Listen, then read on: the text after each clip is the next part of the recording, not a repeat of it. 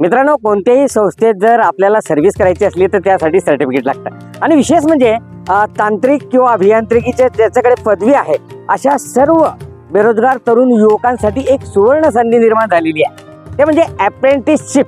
आणि अप्रेंटिसशिप जर S T महामंडळात करायला मिळाली तर तुमचं भाग्य उजळलं असं समजा. आणि एस टी महामंडळाच्या अप्रेंटिसशिपच्या जागा निघालेल्या आहेत आणि त्या जागा एस टी महामंडळाच्या संकेतस्थळावर आपल्याला पाहावयास मिळतील. आणि याची जी अंतिम तारीख आहे ती आहे 29 नोव्हेंबर 2025. नेमके या संदर्भात कोणकोणते नियम आहेत आणि आपण काय काय केलं पाहिजे हे आपण जाणून घेऊया.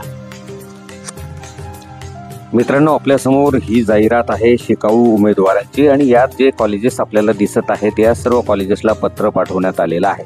या व्यतिरिक्तही जर इतर कॉलेजेस असतील तरी ते चालतील, फक्त ते शासन मान्य हवे ही महत्त्वाची बाब आहे.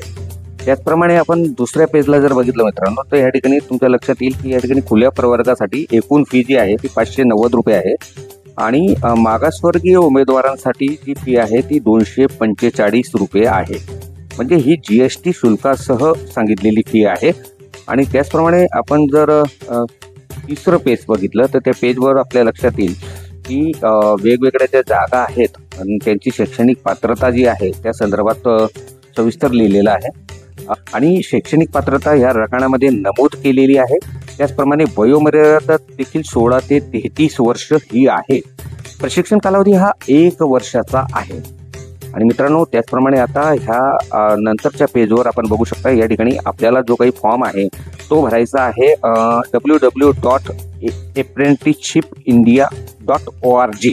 म्हणजे अनुक्रमांक नंबर 1 ते 9 मधील उमेदवारांनी या ठिकाणी आपला फॉर्म भरायचा आहे. आणि अनुक्रमांक नंबर 10 मधील विद्यार्थ्यांनी आपला जो फॉर्म आहे म्हणजे जे अभियांत्रिकी पदवीधर आहे यांनी जो फॉर्म भरायचा आहे तो www.mhrdnats.gov.in या संकेतस्थळावर ऑनलाईन पद्धतीने रजिस्टर करायचं आहे. आणि ही जी फी भरायची आहे ना ही आपल्याला विभागीय कार्यालय एस टी महामंडळाचं विभागीय कार्यालय जळगाव या ठिकाणी 29/11/2025 पर्यंत भरायची. मित्रांनो, अर्ज सादर करताना खालीलप्रमाणे कागदपत्रे आवश्यक आहेत.